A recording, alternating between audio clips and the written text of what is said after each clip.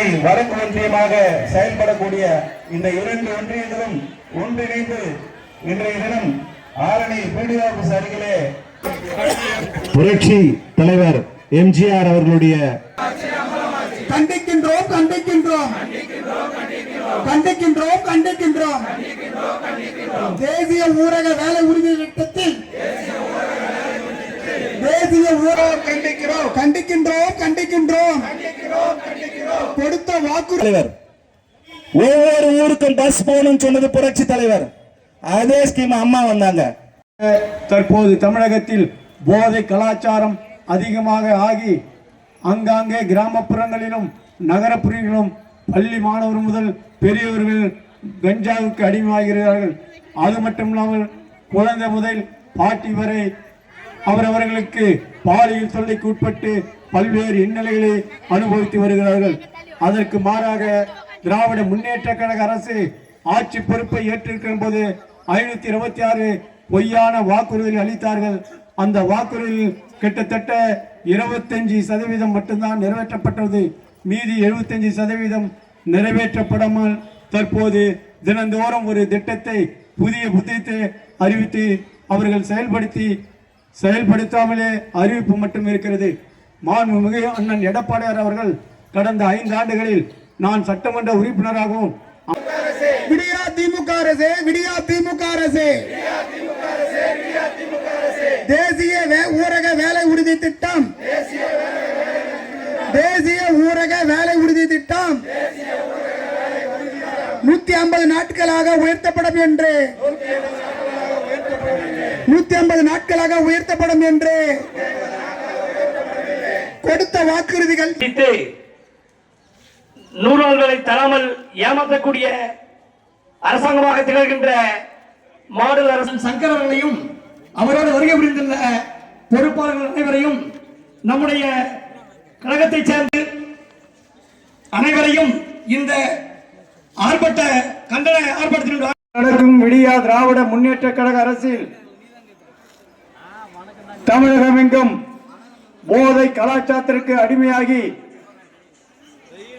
குழந்தை முதல் பாட்டி வரை உள்ள பெண்களுக்கு பாதுகாப்பற்ற சூழ்நிலையில் அன்றாடம் அரங்கேற்றி வருகிறது. அவர்கள் பாலியல் தொல்லைக்கு உட்படுகிறார்கள்.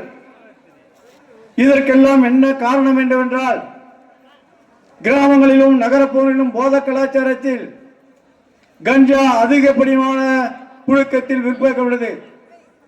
அப்படி புழக்கத்தில் விற்கப்படும் அந்த கஞ்சாவை உட்கொண்டு இப்படிப்பட்ட தவறான செயல்களை தினந்தோறும் அரங்கோட்டி கொண்டிருக்கிறார்கள்.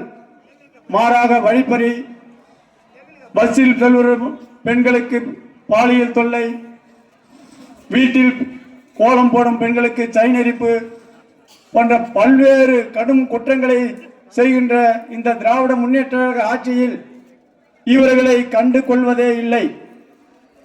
மாறாக தினந்தோறும் ஒவ்வொரு பெயரை வைத்து ஒவ்வொரு திட்டத்தை ஆரம்பித்து பொதுமக்களை குறிப்பாக பெண்களை ஏமாற்றி வருகிறார்கள்.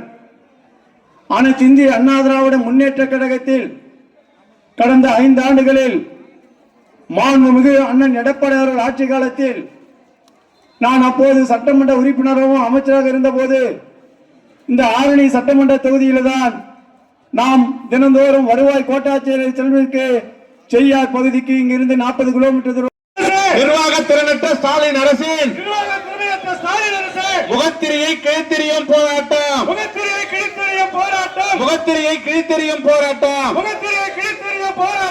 ஆர்ப்பாட்டம் இது ஆர்ப்பாட்டம்